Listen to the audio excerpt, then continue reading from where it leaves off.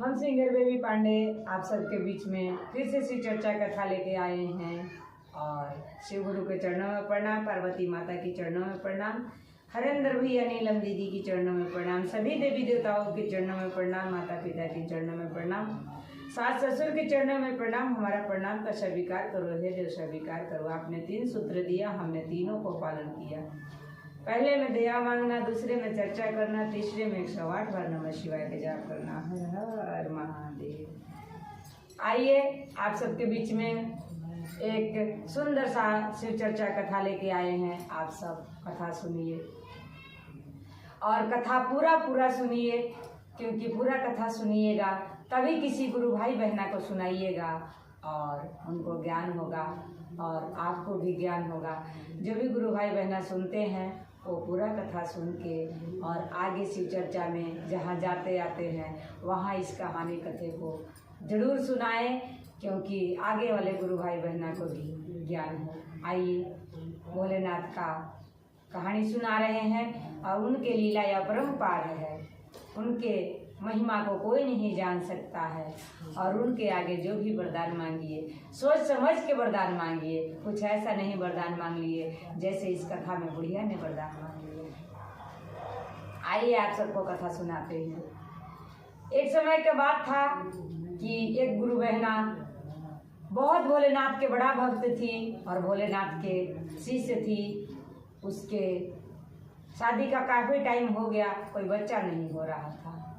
जब कुछ बच्चा नहीं हो रहा था तो इधर उधर शिव चर्चा में जाया करती थी। तो औरतें की तो बात पता ही है, जहाँ औरत की भीड़ होती है तहाँ कमियों ढूंढा जाता है कि इसमें क्या कमी है। तो सारे जनानी उसको ये कहा करते थे कि बहुत बड़ा भोलेनाथ का भक्त है, बहुत गुरु का चरणों में चलती घुरती रहती है, शिव चर्चा करती है, आज तक कोई बच्चा तो इसका हुआ नहीं। इस बात के बेचारी के बहुत दुख था, लेकिन फिर भी भोलेनाथ की चरण नहीं छोड़े।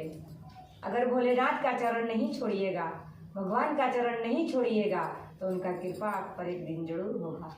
देर ही सही लेकिन अंधेर नहीं होगा, क्योंकि भगवान का दरबार कभी अंधेर नहीं होता है। इसलिए सभी भक्त श्रद्धा से भक्ति कीजिए, उनके दरबार में सब कुछ मिलता है और सब पूरा हो जाता है। उस बुढ़िया ने भोलेनाथ से आके कहने लगी कि हे गुरु, मैं ऐसा कौन सा आपको कमी छोड़ा जिसके लिए मुझे ऐसे सजा दे रहे हैं? हमारी भक्ति में क्या कमी हुआ जिसके लिए मुझे इतना बड़ा सजा दे रहे हैं? दुनिया मुझे ताना मार रहा है, बांझन बुला रहा है कि इसका कोई पुत्र नहीं है। इस बात पे मुझे बहुत दुख हो रहा है भोलेनाथ, आप क्यों नहीं मेरे ऊपर कोई कृपा कर देते हैं? आप मुझे एक लड़का दे दीजिए और चाहे बहू जैसी भी आएगी मैं कभी किसी को से कोई शिकायत नहीं करूँगी। उनकी महिमा कौन जानता है। भोलेनाथ ने एक सुंदर सा उसका बेटा दे दिए और बेटा बड़ा भी हो गया। जब बेटा बड़ा हो गया तो बहू आ गई। जैसे बुढ़िया ने वरदान मांगी थी कि भोलेनाथ बहू जैसी भी आ जाए मैं शिकायत ना करेंगी, और उनके कृपा देखो कि बहू भी हरामी आ गई और बहू बहुत ज़्यादा सास के दुख देने लग गई। हर एक चीज़ के दुख देती थी। शिव चर्चा में जाए तो भी कोसती रहती थी, शिकायत करती थी अपने बेटा से कि आपकी मम्मी बच्चे नहीं खिलाती है, हमारे काम नहीं करती है, शिव चर्चा में चली जाती है। ऐसे उल्टा सीधा कहती रहती थी, बुढ़िया को भी बहुत दुख देती थी। लेकिन फिर भी बुढ़िया ना ही अपना बेटा से कहती थी और न ही किसी से, क्योंकि वो शिव गुरु से वादा की थी। भक्त ऐसा होना चाहिए कि चाहे दुख भी हो तो वादे ना तोड़े। भोलेनाथ का किया हुआ वादा उसने तोड़ नहीं रही थी, सारे दुखों को सह रही थी। और ऐसे सहते सहते काफ़ी टाइम हो गया। गांव के लोग बैजनाथ धाम जा रहे थे। उसकी बहू भी जिद करने लग गई कि सासू माँ हम भी बैजनाथ धाम नहाने जाएंगे।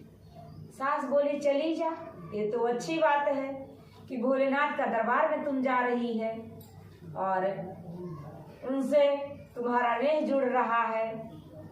चल जाओ, जो कहो मैं तैयारी कर देते हैं तुम्हारे लिए। सारे सास ने उसकी तैयारी कर दी और तैयारी करके उसको बोली कि चली जाए।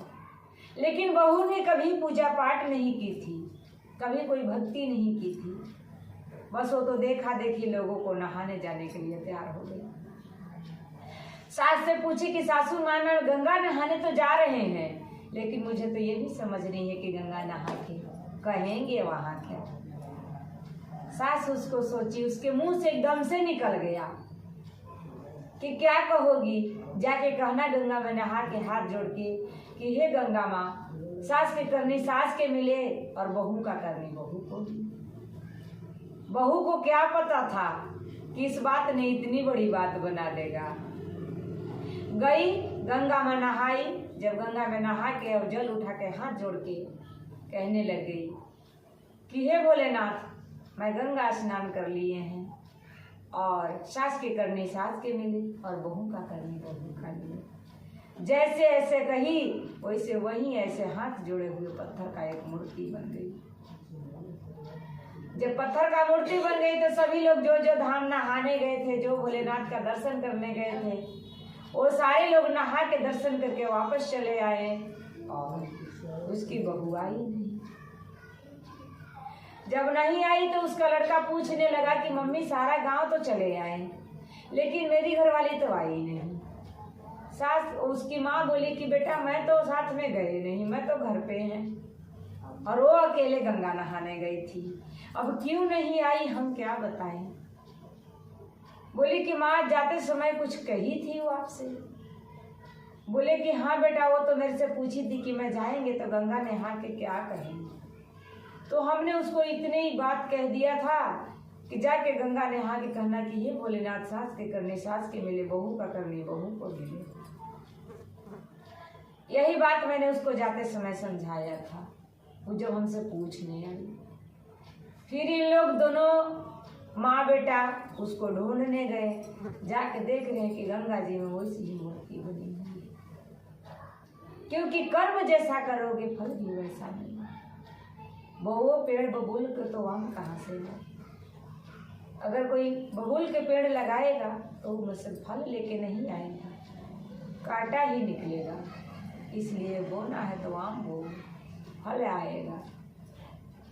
फिर उसका लड़का रोने लग गया और कहा कि माँ, ये क्या हो गया। कहा कि बेटा मैं क्या कहूँ, मैं भोलेनाथ के धाम पे बैठे हैं। मैंने भोलेनाथ से वादा किया था, वचन किया था कि जब हमारे कोई बच्चा नहीं हो रहा था कि हे भोलेनाथ, मुझे एक लड़का दे दो, बहू जैसी भी आएगी मैं किसी से कोई शिकायत नहीं करेंगी। इसलिए ये मेरे को बहुत दुख देती थी, बहुत मेरे को सजा देती थी, लेकिन ना ही मैं कभी गांव वाले से कहा और ना ही तेरे से कहा। और जब ये धाम पे आने लग गई तो मेरा मुंह से यही बात निकल गई और भोलेनाथ ने इसने के करनी का फल दे दिए। इतने में वो बुढ़िया फिर भोलेनाथ से विनती करने लगी कि हे भोलेनाथ, हमने जो वचन किया था उसको तोड़ दिया है, इसलिए हमें क्षमा करना और मेरी बहू लौटा दो। मुझे इस बहू को ज़रूरत है, चाहे जैसी भी है, क्योंकि माँ माँ होती है। माँ के दिल गंगा के जैसे गहरा होता है। चाहे बच्चे बहू जितना भी कर ले कुछ, लेकिन माँ का दिल में बच्चे का प्यार होता ही होता है और माँ क्षमा ही कर देती है। इसलिए माँ को कभी दुख ना दो, उनसे पूछो जिनकी कोई माँ नहीं है। और फिर वे भोलेनाथ उसको फिर से जैसी थी वैसे बना दिए और उन्हें गंगा जी में डुबकी मार कर निकल के बाहर आई और सास के चरण धर के रोने लग गई। कहती है कि सासू माँ, आज से हम ऐसा गलती कभी नहीं करेंगे, आपको दुख भी नहीं देंगे और आपको शिव चर्चा में भी जाने से नहीं मना करेंगी। आप जैसे भोलेनाथ के भक्त हैं, मुझे ज्ञान दीजिए, हम भी वैसे भोलेनाथ का भक्त बन जाएंगे। और सास बहू बेटा तीनों गंगा में नहा के और भोलेनाथ के भक्त बन गए और उसी दिन से उसके घर में सुख संपत्ति शांति आ गई। तो वैसे सभी गुरु भाई बहना उनको चरण में आ जाइए जो उनके चरण में रहेगा उनके घर में सुख शांति और संपत्ति की कमी नहीं रहेगी। और चलते चलते सभी गुरु भाई बहना से यही कहेंगे कि वीडियो सुन के लाइक कमेंट जरूर करें, शेयर करना ना भूलें और चैनल सब्सक्राइब करें कि नया से नया वीडियो बनाए तो आप तक